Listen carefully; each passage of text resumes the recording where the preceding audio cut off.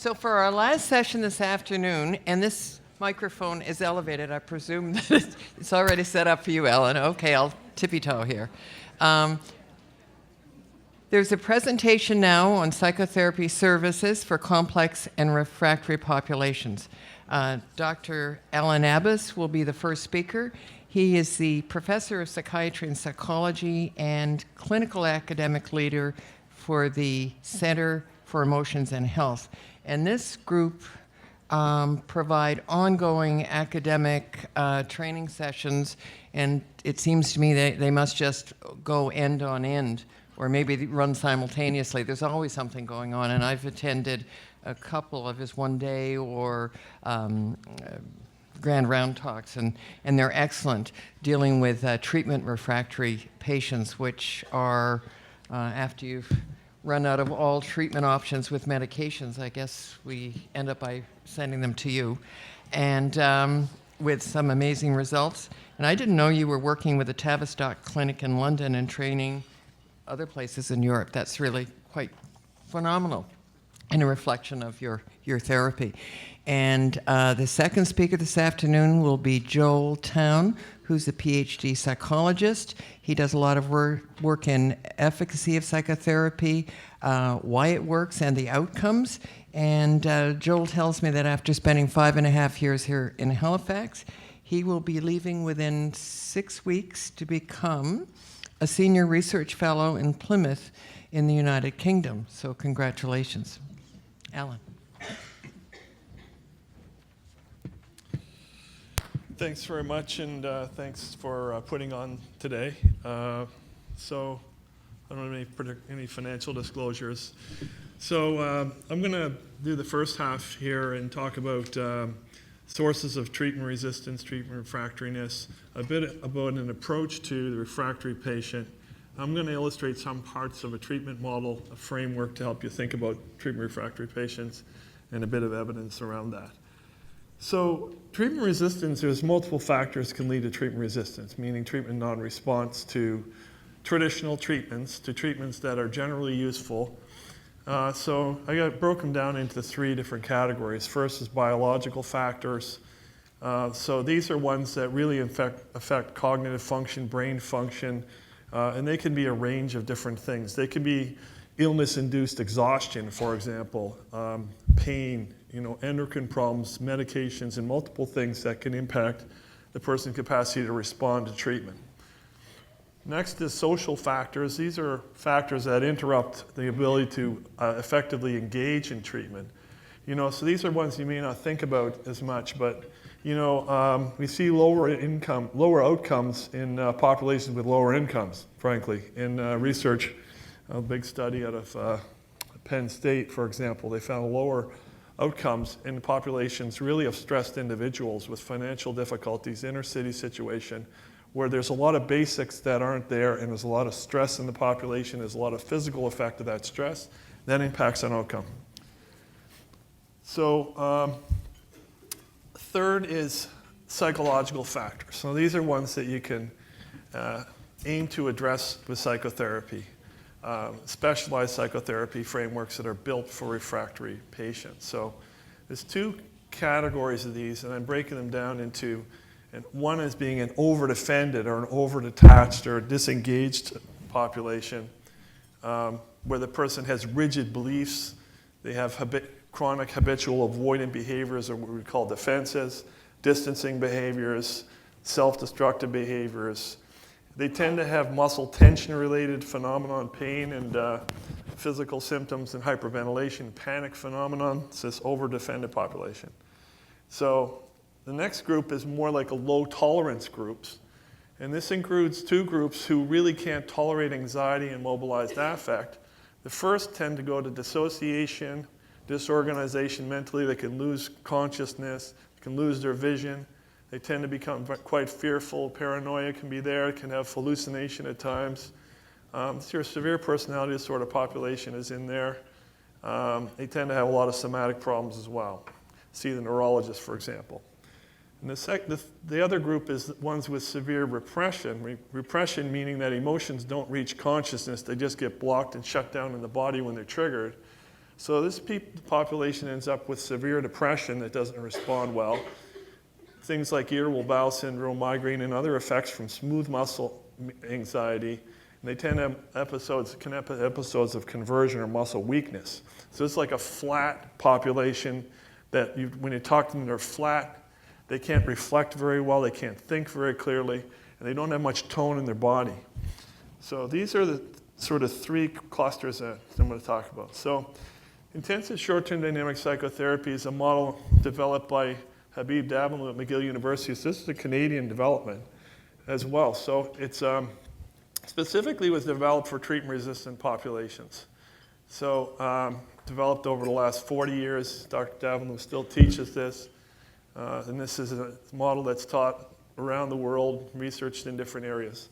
So it's an integrated treatment frame, and with an emphasis on building capacities and really handling the spectrum of treatment resistances that I'll talk about. The ultimate objective of it is healing emotional trauma related to attachment interruptions through direct experience of unprocessed feelings. And that means, actual somatic experience of feelings. That's a central piece, ultimately.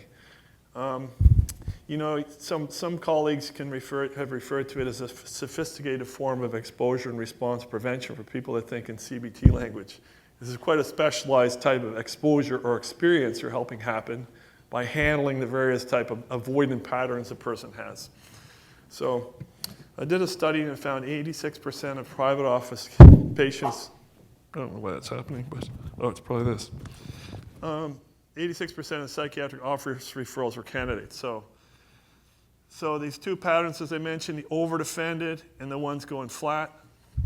So this algorithm here is sort of a way to kind of categorize patients based on response in the interview. So you try to therapeutically engage with a person and do some specific procedures I'll describe a bit. Without much defense coming, then they're either what we call low or moderate resistant. So they really need a lot of activation, encouragement to be present, activation of emotions in the room with us, and the emotions break through and link up to past attachment trauma. Those are the relatively healthy populations, so I'll get rid of them. Because those populations, first of all, they're not real common, and second, they tend to respond to different treatment efforts. They respond to Aunt Mabel giving them a good hug. And getting over the grief of a trauma, for example. But we don't see a lot of those patients. So at least not at our service, we don't. So we see these other populations. So we have the high resistance population and these other two that I mentioned. So these populations need different work to help them be present, identify and experience feelings, and not avoid with their habitual patterns of avoidance. And then the third group that go flat, they need capacity building. So just to give you an idea, there's all these different categories that Dr. Dabalou has described and that we see all the time. As you can see here that this complex and treatment-resistant group is highly resistant and have fragile character structure. These are the non-responding populations. They're complex, they really wall off, they don't align themselves with treatment. For example, if you're going to prescribe and such, you're going to try to do certain kind of interventions, you're going to prescribe medication or therapy interventions, it's going to be into difficulties interactionally. So you can see how common they are, and this helps us understand why, like for example, in whole country data, like in England, less than half of patients that are studied respond to CBT with remission. So in other words, it's extremely common for people to not respond. This is the most common outcome we face is lack of response or partial response. So attachment trauma in different ways it shows up. So I've put some boxes here of type of processes that are downstream effects from attachment trauma. So one is destructive fixed beliefs. Then there's the depressive process that I described. There's damaging interpersonal patterns, where the person keeps repeating relational patterns. They keep destroying relational opportunities, including with you. They're not aware they're doing it, and they interrupt the treatment process. Self-destructive ways of managing themselves. And then extreme anxiety is another one, where the anxiety shoots through the roof to the point they can't benefit in the therapy. They can't settle themselves down. They get a lot of stress-related physical things. So you see these different boxes here. You can say, well, I can see where different therapy frames come from. But when you start taking these all together, and when you see patients who basically rotate between these boxes within sessions, within minutes. This is your highly resistant and complex populations. In fact, patients that do this quickly in sessions, they virtually all get called borderline disorder, even though they don't meet criteria for borderline organization. This rapid movement or rapid rotation of what we call the defensive front is a hallmark of high resistance and complexity. So to do work with these populations, we got to be able to work with these boxes, these processes that go on one after the other in the office. So all these things rotate and they all activate in the treatment relationship. Well, why is that going to happen? Why are all these things getting activated with you? You know, you are the next attachment effort. You are a pair of eyes, a concerned human, stirring up all the attachment feelings. And then boom, they start going through the rotation of 1, 2, 3, 4 the processes, or they stick with one hard, and it prevents the attachment. And then you can help them see what that is, help them turn against that process.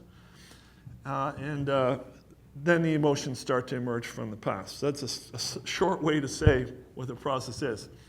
Now, you may first have to build anxiety tolerance. If a person goes flat and can't tolerate the interactional process, and can't tolerate the feelings, you have to build capacity. And turning against, otherwise you're going to be turning against this pattern. Something to see the pattern, turn against the pattern as it is in the moment, in vivo, in front of you, right there, relationally, okay? And then as you do that, the complex feelings related to attachment trauma are activated. Person feels them within their body. When they feel the feelings, the anxiety and defenses stop. And then their mind links up to these attachment-related trauma, and they can feel those feelings too. So you build as much capacity as you need. On its own, that's a treatment. People improve with that process. Turning against the patterns, it's like it's got some elements that people will recognize with MI. There's elements of that in there. It's woven in. You know, there's cognitive elements in here, but the objective of the whole thing is the therapeutic alliance, the therapeutic relationship, and activation of those emotions and experience and working through them. So that's what makes it a psychodynamic framework in a sense. So as far as these low capacity patients,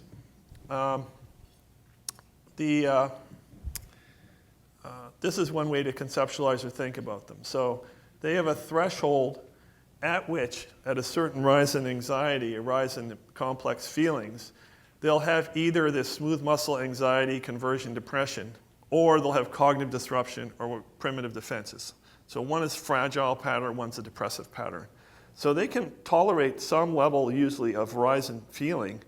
They just get tense and can reflect, but above a certain level, they have non-tolerance, and they're flat, and they're just getting flooded. So treatment-wise, if you think about it now, what is it you want to try to do here? If you conceptualize it like this, and what's built into this treatment frame is a way to detect these thresholds, to detect the maybe we'll just turn this on, turn that one off. So to detect these thresholds so that there's a reason for that, obviously. What happens if you work down here? So you're way below the person's maximum capacity. So the risk here is it's going to be a long treatment with low really exposure to the activation. It's slow at building muscles and building capacity. It can end up being a lot longer treatment than is required. What about up here? Up here, the person's going to be flooded, afraid, confused, sick in their body, and you're going to have a very high dropout rate. So what we focus on is finding that threshold and hugging the curve. You stay right at that threshold. You know, it's like a therapeutic window to try to stay within. So you're constantly monitoring body response. You're monitoring ability to reflect. You're monitoring their tone. You're monitoring their presence, be able to be present with you.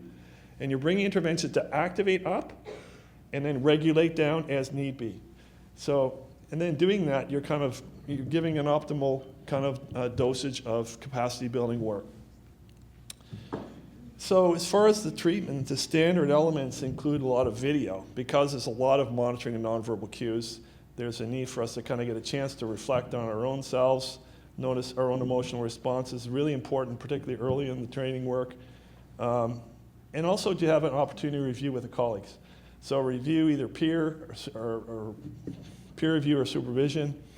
We need to have a capacity to be present as a person there, as a human sitting there, not kind of trying to do something. And that usually takes time to be able to just be comfortable in your own skin, just sitting there, being present. Be able to feel is obviously important, like colleagues have talked about. Be able to monitor your own body responses, your own emotional responses, because you're going to pick up a piece of all those feelings when they get triggered within the patient. And so, in each case is like a research study. So you're constantly trying to improve what you're doing. So here's a video for that. So these are things that, take off ISTDP. When you're working with refractory populations, this is the stuff you want. You want to have a colleague to talk to. You need a medical, I think you really need a link to a physician because of all these medical possibilities.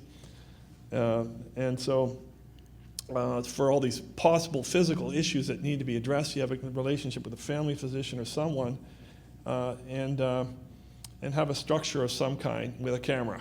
Camera is your big ally when it comes down to it. So just briefly on the evidence base. So short dynamic therapies have over 175 randomized controlled trials, outperform controls. The effects tend to increase in follow-up, which is kind of interesting.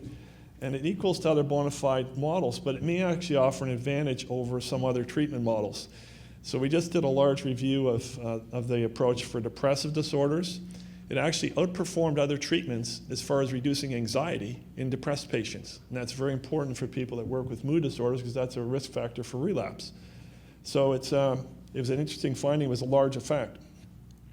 And it actually I think increased a bit even in the follow-up data. So just around the Davenport model ISTDP studies, there's actually 11 studies of refractory and complex populations. So there's several randomized controlled trials, including one we did here on personality disorder populations. There's a treatment-resistant depression case series. There's psychiatric inpatients who hadn't responded to treatment. We saw a nice effect there. We've been able to work with patients and prevent them from needing ECT. We've worked with people who have failed to respond to ECT, and they've benefited in some cases. There's a couple studies of colleagues in the UK and other in Norway with really highly refractory populations. They had to fail 3 treatments in one study. In another study, they were like the top of the rung of the UK study, top tier kind of a thing. So overall, the effects are large, and they're sustained. So this is just to say there's a number of treatment-resistant depression randomized controlled trials. There's not very many. This is a huge cost, economic, and public burden is non-response to depression treatment. So we have these different studies. You have the STAR-D studies, cognitive therapy, 23% remission rate. Cognitive behavioral analysis system with medication management, 38%, interpersonal therapy, 29%. Long-term psychoanalytic therapy is 9%. This cognitive behavioral therapy, this other study, 28%. And this is our own study here led by Joel, 36% response. So it's in the range, in the upper range. And these patients, 90% have personality disorders and 90% have medical disorders too. So we have people with a range of physical conditions in this population. And that's very common in the medical setting in a refractory patient. So again, that's where you want to have, make sure you're not dealing with medical reasons for non-response. So complex causes of refractoriness. These factors can be addressed in the short-term model in some cases, and sometimes it's certainly not always a short course. But this is an example of a tertiary kind of framework built for the resistant populations to give a hand with these kind of problems. So just to, people are talking about courses and things. And it's a challenge to learn this model, really. It takes video, time, supervision, self-study, and all these different things, and be able to work with these different kind of aspects. We have like training days. So we have like a 3-day course every year. It's kind of at cost for hospital employees kind of thing. It's in the fall. So if people are interested in that, you can let us know. So that's part of it is video. It's a heavy use of video in those training workshops. So, okay, so I'm going to pass the torch. So, great. Thanks. Good afternoon, everyone. It's a real pleasure to be with you today and to get this opportunity, and also to share the stage with so many of my colleagues who've done such a great job today. Over the course of the day then, we've been treated to presentations that cover a real range of different psychotherapy modes and also supervision too. And I hope you can see how really at the heart of all of the presentations, in my opinion at least, has really been this concept of person-centered care. So then, in my presentation today, I'm going to try and extend this principle of person-centered care to think about the challenges we face when tailoring psychotherapy to the needs of individuals when we start to encounter problems in terms of non-response and psychotherapy maybe not doing as well as we'd like it to. So I'm going to start with what I'm going to describe as a common clinical scenario, and I'll let you judge for yourself how common this is or isn't in your own work. I'm going to read this out, so I'm not sure if you can see it clearly or not, but so this is a letter to a family doctor at the end of a course of talking therapy. Dear family doctor, your patient was referred to me for psychotherapy to treat common mental health problems. We discussed his difficulties and identified target goals for treatment. I provided 10 sessions of a specific type of psychotherapy to treat the common mental health problem. He engaged well in therapy, regularly attending and participating actively in sessions. In therapy, we spoke about specific issues related to his life situation. We focused on changing the patterns that contribute to the common mental health problems. He described this as a helpful process. Unfortunately, at the end of treatment, he described continued common mental health problems. Sincerely, most therapists, 20 to 30% of the time. So, I'm glad that you laughed. So, common, we can go with that then, it's not just me. In the hands of the average therapist, psychotherapy is remarkably effective for a wide range of people and presentations, yet a significant percentage of people still don't respond. That's what we're going to try and talk a bit about today. It's certainly a lot easier not to talk about the failed treatments and the cases where things don't go quite as well as we'd like. Certainly a lot easier just to focus on the positive outcomes and think about those. But my thesis for the talk today then is that potentially there's an awful lot we can actually learn as a community if we reflect upon the cases that don't actually go quite so well. So the cases of non-response. So I'm going to ask for a bit of audience participation here. Hopefully people will play along a little bit. I'm wondering how many therapists we actually have in the room here. So how many people who practice some form of talking therapy in their current day or at least in the past or recent past, how much experience we actually have. And maybe people can raise their arms and we can just get a sense if we look around. We've got a fair bit of experience there in terms of clinical experience. That's great. So what I'm wondering now then is, based on all the experience we actually have, how many therapists would typically consider themselves an above average therapist? Maybe people can raise their arms again and we can actually just see in terms of perception of whether we consider ourselves above average. This sometimes happens. Well, note inside at least. Thank you. I'm going to put my hand up. So let's join the club. I can see a few people nodding. So the fact that people are nodding, and I can think about my own experiences at least, and if we look in the literature itself, when we actually consider studying self-perceptions of therapists, the good news is that generally, when we don't have our colleagues all looking at whether we put their hands up or not, generally speaking, we think we're pretty good at what we do. That's great. We want to be confident. It's important that we feel confident about what we do, and we can actually bring that into the room. In fact, in anonymous surveys, when we ask clinicians the degree to which they would consider themselves above average, then typically 0 therapists actually report themselves as being below average. This was reported by Wolfish et al. Interestingly, 25% actually view their skill level at the 90th percentile. So there's this phenomena of an overestimation of our ability in terms of how good we actually are and the type of outcomes we get. And I certainly don't want to be critical about this at all, because I think it's important that we do feel good and we have a sense of purpose in our work. But the interesting question is, though, if there's this phenomenon around an overestimation of our ability, does this impact our ability to spot when therapy potentially isn't going quite so well? So can therapists actually predict outcomes? And Hanan has actually looked at this specifically. And they specifically said, well, not just can therapists predict outcomes, but does it make a difference depending on the level of experience of the actual therapist? Maybe that more experienced therapists actually pick up on more of the nuances and can actually determine and recognize when treatment isn't going quite so well. So, they compared this between a sample of more and less experienced therapists, and they said, to what extent are you able to predict whether your client is feeling better, worse, or there's no change after the session you have?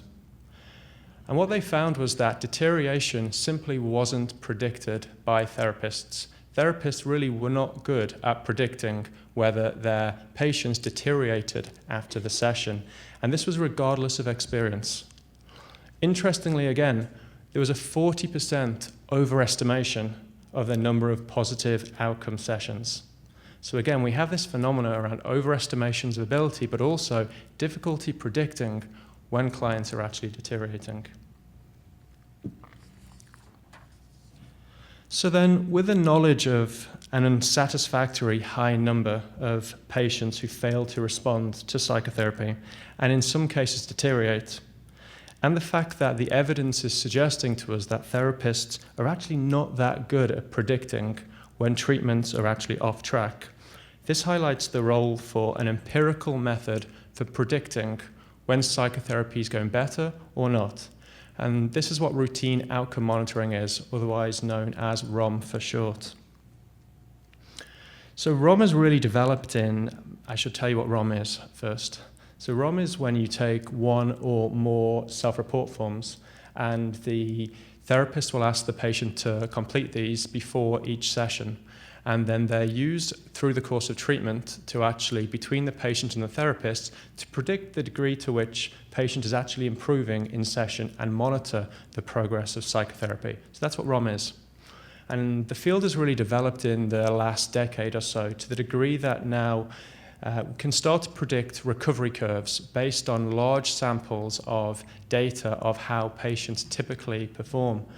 So what we can see is we can compare a patient to another similar patient based on several thousand data sets and predict very early on in treatment, by the third or fourth session, the degree to which the change or lack of change during treatment thus far can actually predict to the degree to which that treatment is on a trajectory to be on track to have success versus off track.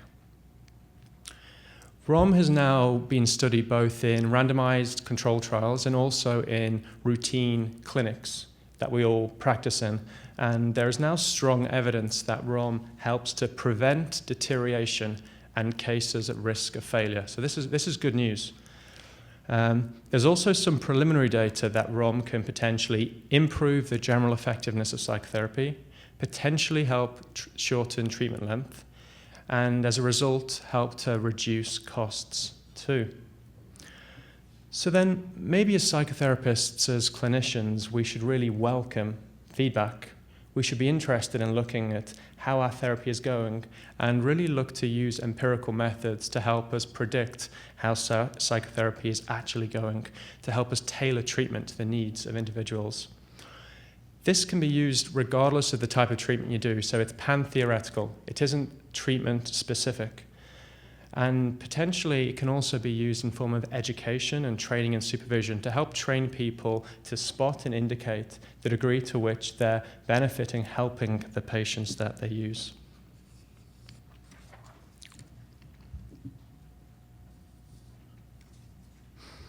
So if we look at routine clinical practice in mental health services, to what degree actually is there a need to consider this issue of tailoring treatment to the needs of individuals?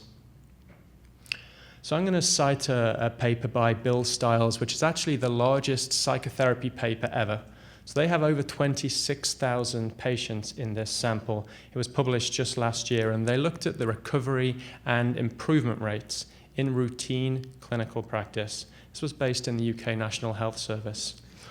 And the good news here is that, yes, psychotherapy continues to appear to be remarkably effective. Over 60% would actually, at the end of treatment, were found to be below the clinical cutoff point, and almost 80% showed reliable clinical improvement. The slight caveat here is that this might be somewhat of an overestimation in the effectiveness because they actually only included people who had planned treatments. But nevertheless, it's something we should consider. On the same hand, at least 20 to 30% of people are not improving sufficiently. They still have symptoms, or a small percentage too are actually deteriorating in psychotherapy. The beauty of this data set also, though, was that they looked at differences between mental health services, and all of us here will come from a collection of different services, whether it's primary care, secondary care, or tertiary care. And what they actually found is that there was differences in the effectiveness of outcomes depending on the sector. So secondary care and tertiary care mental health services actually had a lower percentage of people who reliably improved. This was despite the fact that they also had longer treatments, but obviously the caveat here is they also typically saw people who had greater severity. So this seems to suggest that the need for tailoring psychotherapy is there across the board, but specifically in secondary and tertiary cares potentially.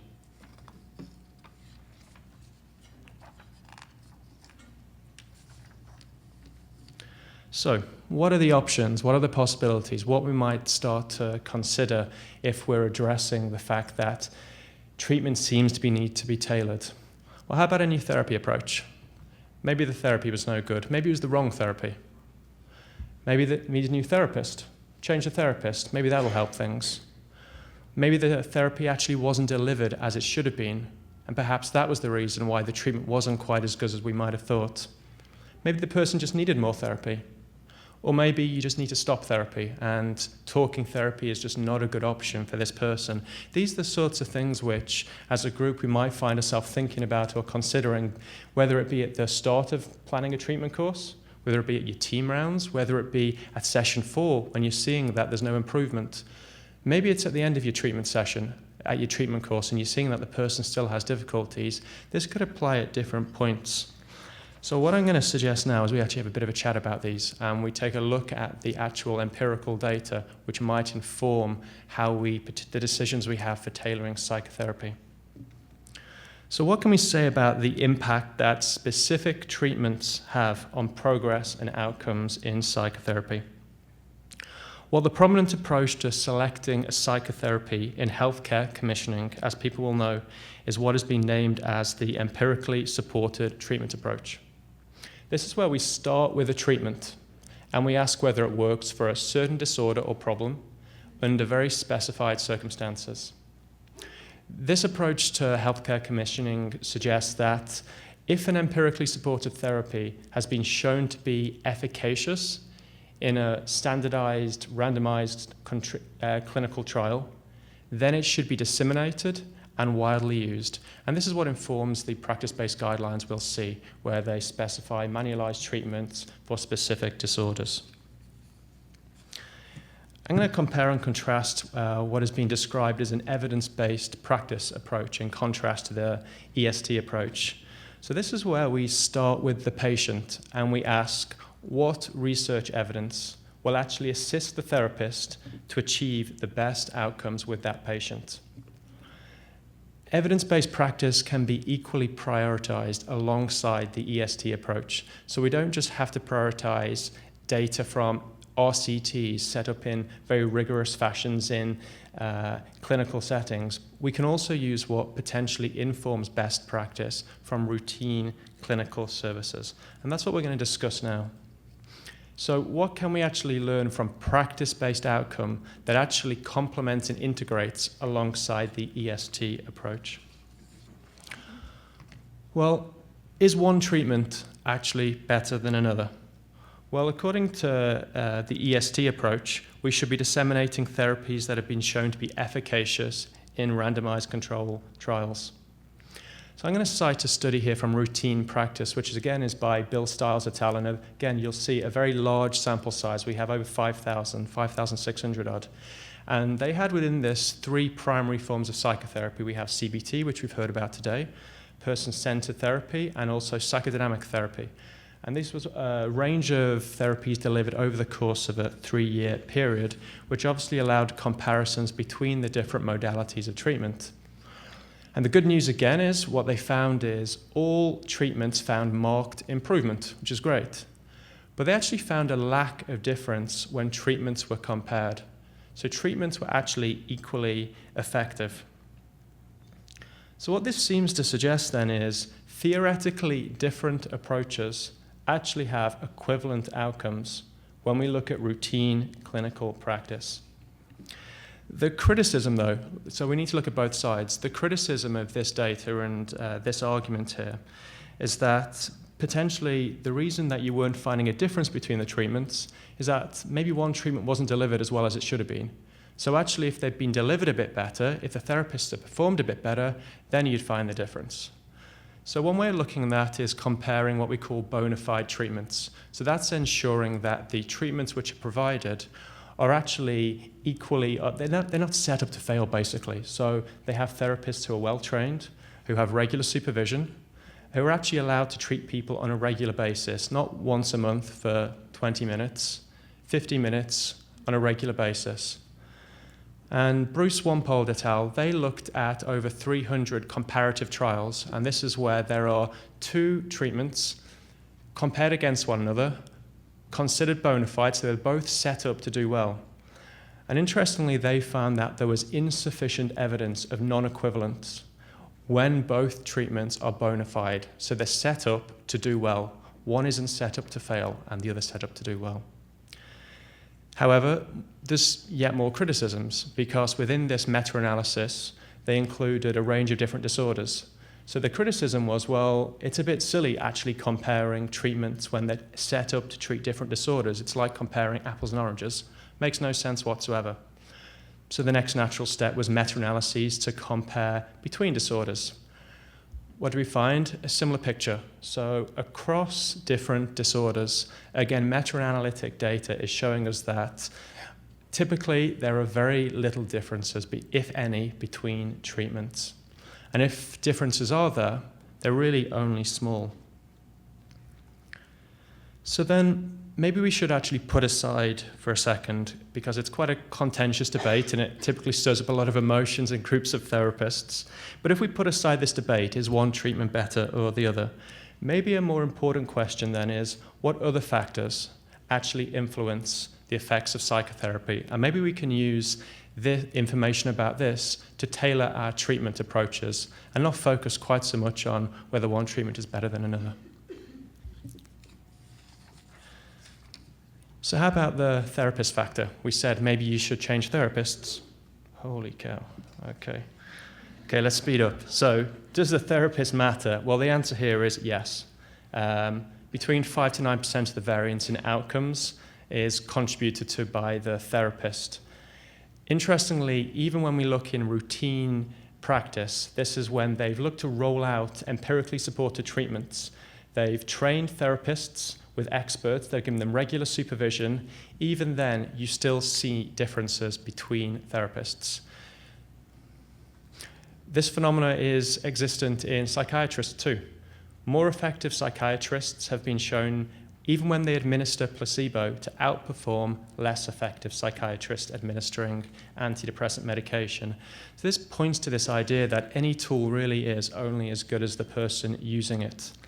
But we have a challenge though. When we start looking at routine data, we see this phenomena that typically between 5 to 10% of therapists are actually a consistent drag on the effects of the system of care. So research has been done to look at this, and they simulated the outcomes in a very large sample of therapists. And they said, what will happen if we look at performance-based retention? So they took out the bottom 5% of each therapist year on year, replaced it with an average therapist. And what they found was that response rates were improved substantially. I'm by no means suggesting here that we should be going with payment by results or performance-based retention, because it's a very complex matter. But it does say, should we be looking at therapist effects and what this means? Well, James Boswell and his colleagues, they said, well, maybe a fairer way of looking at this is to look at case mix. So we should actually look at who the therapists are actually treating. And what they found is that differential therapist performance was actually dependent on the problem domain. So some therapists did better with different patients depending on the problem.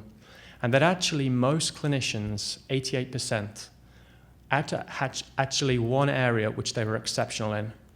There was still this phenomenon, though, of a small number of therapists who failed to show positive outcomes in any domain. Yet what they said then is maybe we can use this and we should start to match patients to therapists' strengths. And maybe it's not such a bad thing that we're highlighting areas of poor performance, because this highlights educational needs. And in fact, generally surveys tell us that therapists want to do better. They want to learn. Let's utilize that. Let's use benchmarking to identify where therapists don't do quite so well, and let's help them improve their skills. Great, so this is my final slide. Just a minute or two left. You're doing a good job. So my final slide then is just going to look at evidence-based principles for tailoring treatment as needed, and a few potential suggestions there that we can potentially roll out when we don't have $200 to $300 million to actually implement services, which typically we don't. So outcome monitoring systems is the first one, routine outcome monitoring. This can be a way of monitoring treatment progress and actually tailoring treatment according to how therapy is actually going and the needs of individuals. Feedback systems themselves. So what we mean by feedback systems here is when we're actually tracking the process, we actually have the potential to attend to how change is actually happening in therapy and provide clinical support tools to therapists to indicate what they might do differently. One instance is we know how important the therapeutic alliance is. If treatments are off track, based on data after 3 or 4 sessions, and we can see from alliance data that people don't have a strong alliance, then this is really helpful to provide the supervisor and the therapist information that maybe you need to attend to different strategies to attend to something like the therapeutic alliance. Therapist factors. So it seems that the particular treatment we actually provide actually isn't the most important factor.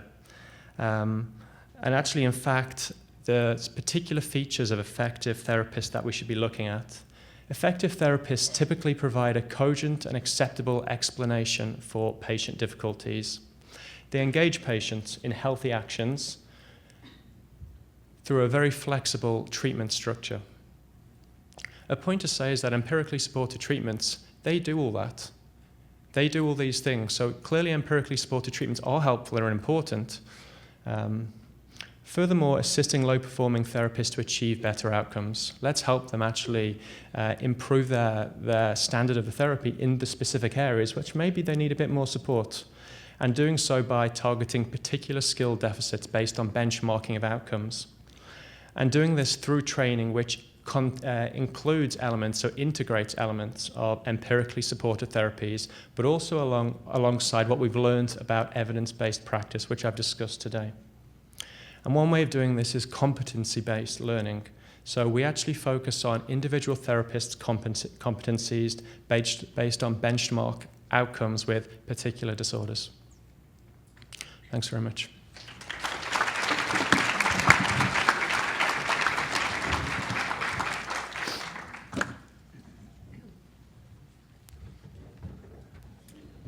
Thank you for these very interesting, and the last one was challenging, even threatening to those of us who don't feel that we're in the top 50%. But the remedy was remediation and further training. Are there any questions? Yes, Jackie. You know what, I actually didn't have the very first slide, Alan, I have to ask this question because we work in an intensive trauma-focused way, right?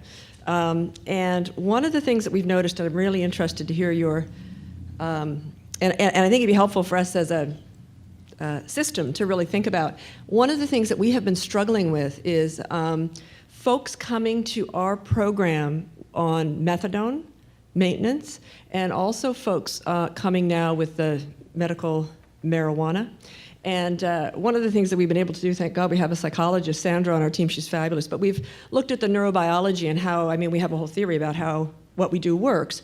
And we've looked at the neurobiology, and what it actually seems to show is that those medications actually block the attachment circuits, the implicit circuits that we're trying to activate. So we can't process affect in those folks. The other issue with it is it's exceedingly difficult for me because I can't read signals. They don't signal. So not only can I not activate, I can't track, and I wonder, whether or not we're doing more harm, or if we're setting up an expectation that somebody's going to come in and get a treatment, which they're really not going to get because they're essentially blocked. So these treatment-resistant folks. So maybe, I'm not saying not do therapy, but I'm not sure that the type of therapy that we're offering, come back to your matching, what I'm really good at is we're just not gonna dance. So my question is, how do we handle this? And is there different matching because that's a resistance issue for us. It's very difficult. We've tried changing the date, like the time of the methadone. We've tried doing the methadone at a different time of day, but then they come back and we can't read their signals. Once the methadone kicks in, it's very, very difficult. So I'm really, and we've tried backing off on the dose, like even trying to lower it, but the systems don't work well. So I often kind of find myself saying, you know what, I really don't think this patient should come to our program, and then I get in trouble because, well, you're discriminating against patients. But it's really not, for me, it's a clinical issue. Yeah, I mean, depending on it's very complicated, obviously. I mean, that's part of where treatment teams in collaboration with colleagues in the community and the system come into play, though, with addictions, working, either providing therapy while they're dealing with the medical component, while withdrawing, for example. But it's very complicated. I mean, in some models, they rely on ability to activate and process emotions, and if a person, say they had a stroke and that area does not work, then it's going to be a challenge there. And it could have a negative effect on them. They could demoralize them that they're trying to do something that they just can't do. So it's really case by case. And, yeah. Oops, sorry. I won't do that again. So it's very difficult to make a decision on that, though. But I would be working in concert with our addictions colleagues on that one. Other questions? I'd like to ask a question. In terms of blunting emotion, some patients on an SSRI will complain that they have flat affect, that they're blunted. How does that impact in therapy? Yeah, I mean, there's some patients, they do better with medication reduction and stopping. Like in our study, over half the people stopped or reduced their antidepressants in the treatment-resistant depression study. So that's just one example. And some people, it definitely seemed to help them. And part of the thing, the medication seemed to be to suppress emotions and anxiety, but it was damping down everything. So really, it was the therapeutic effect was part of it, getting rid of it and activating and processing. But it's not so simple to say that, because some people who are so flat, exhausted, depressed benefit from an antidepressant and at least get themselves out of the horrible state of the flat depression. So it's kind of case by case. I really would make a decision based directly on response. Yeah. Thank you. Yes.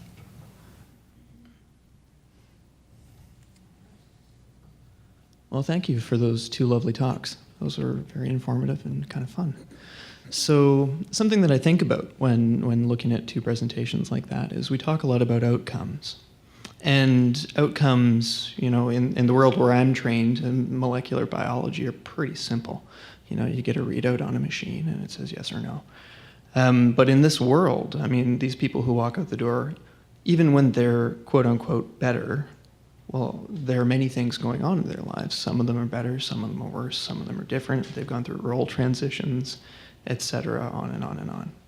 So maybe an interesting way to talk about this would be maybe for each of you to talk about some of the ways you think about outcomes in your own work and for your own kind of self-monitoring, not just the systems that we develop to do large meta-analyses on.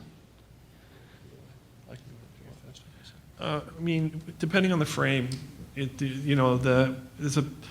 the ISTDP frame, the objective is replacing pathology with health in the domains where there's been illness, in a sense. So that means relational, functional, somatic,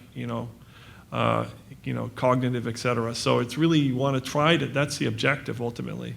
You're not going to necessarily get there when you have a cutoff course because you don't have any staff. And you have to do a small handful of sessions. You're mostly looking for symptom remission and some good access to themselves, and some people make a lot of gains in a short course. But it depends on the model. But it's totally correct. I mean, if people all get better on a paper measure, but none of them can function in the world, is that what are we saying about outcome there? And what if it's just transferred into now they're using more substance and they have less anxiety, for example? Is that so the sort of thinking about the economy, and that's part of why I put those different boxes up. Some people hide their problems into one of those boxes, and they're stuck with that. So we got to keep riding all the boxes in some way. So. I'll add one other factor. That's the patient depends on the individual. So there's something called idiographic outcomes, which the outcome is determined by the patient and what the patient actually wants out of their treatment. And I think that can be a crucial way which can inform how you actually work in of itself. I think a second point is that outcomes are also dependent on how much time you actually have. And I'm very much aware that with all the experience we have here, some people will have just 4 sessions over the course of a couple of months. Some people are able to give a year's worth of therapy. It really, really varies. So I think thinking about what your outcome actually is and having outcomes which are realistic depending on how much treatment a person can actually get, but also basing those on the actual needs of the individual is crucial, and not just sticking with, as you say, the outcomes which potentially are the sort of gold standard response or remission. Thank you. Let's have this be the last question, and then we will wind down. Great. Thank you. The question for you, Joe. Just want to thank you for that talk that you did, which I found challenging. I think people will find challenging, but I also appreciate the critical level of appraisal that you gave to that, because I think it's something that we can get caught into, is not want to hear the real facts of the real research that's out there. And one of the questions I wanted to ask you was your thoughts about, we're talking a lot about patient resistance, but actually therapist resistance to feedback, and how that would how you would see that being ameliorated in your competency-based model, and how we can maybe face into that it's sometimes hard to hear that we're not being effective, and how we might address that in terms of the emotional components of that, or whether it's through supervision or whether it's through... It's just your kind of thoughts on how we address the resistance within ourselves to seeing what's really happening. Thanks, Ange. Nice feedback, thank you. And maybe that speaks to the point. Feedback is great, and that's partly why I presented what I did present today. If I'm honest with you, I totally changed my presentation when I saw I was going last, and I saw the range of different therapies that people were presenting on, and it struck me that, of the 200 plus people who are in here, what are you going to take away from today if I was just to present another psychotherapy approach? Is the message that you have to go away today and learn yet another empirically supported treatment? So for every different disorder you see, you need to have a different training and a different approach. Well, we know that's not realistic unless we are all given a lot of money to actually do our training. So that's not realistic. So that's why I took the approach I did today. And I think one answer would be looking at data, looking at objectable outcomes and talking about them, and trying to talk about them in a non-defensive way, which is really challenging. Partly why we did that experiential exercise where we sort of stick our hands up and we say, what's our perception of ourselves as therapists? And we think about that, and we try and use objective outcomes to actually question. And that was partly, I actually didn't phrase my question to Jackie Kinley particularly well. I said to her afterwards, I wish I'd actually said to you, Jackie, that in the same way with psychotherapy, we know it's helpful. We actually don't know that much about why it's helpful. And the same is with supervision. And I think that's one of the really interesting points. And if we can talk about this, potentially we can open the window to understanding an awful lot more about moderators and mediators and mechanisms of change. And it's Dr. Hoffman was talking about that. And it struck me, he described in the Cambodian culture how they conceptualize panic attacks, and how the treatment within local healers is, I think he said, to take a coin, was that right? And rub it on the back of the neck. And I kind of thought, Dr. Hoffman, I can see you with a coin rubbing it on someone's neck, but I bet you'd start talking to them and you'd start asking them about their thoughts, and you'd probably start helping them reframe their thoughts a little bit. Then they might come back to you next time and they might have spoken a little bit about things they'd done in the meantime. They'd start to feel better. Then I thought, what about Dr. Abbas? I can imagine Dr. Abbas rubbing a coin against somebody's neck and then feeling better. Got a feeling that when they were there having this coin rubbed, they'd probably start talking about heat in their body and feelings coming up. And my point is that therapies typically, according to the evidence base that I presented at least, and there's critiques around it, seem to get better. Different treatments describe the mechanisms of change in different ways, yet people still seem to get to the same point. So maybe we don't need to compete quite so much and have this horse race, because I think in the end what it leads to is a lot of confusion. People can come here and say, well, what do I take away from this? Which therapy is best? They all sound pretty good to me. Manager, please can I have training in all of these? It gets hard and challenging. So I'm not sure if I answered your question, but a few points in there, Ange. Thank you very much, Dr. Abbas and Dr. Town, for an interesting presentation, a perfect way to end up the day. And this truly has lived up to the billing of psychotherapies in clinical practice, a potpourri. I think we're very up to date on third wave and all sorts of different therapies. Thank you for Heather and your group and all the speakers. Thank you.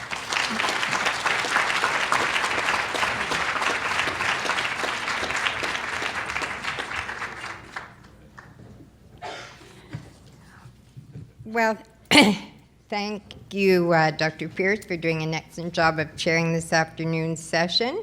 So that now brings end to the 27th W.O. McCormick Academic Day, and I trust you all share my opinion that I think it was truly an outstanding conference, thanks to the excellent speakers that we had and all of their wonderful presentations. So thank you.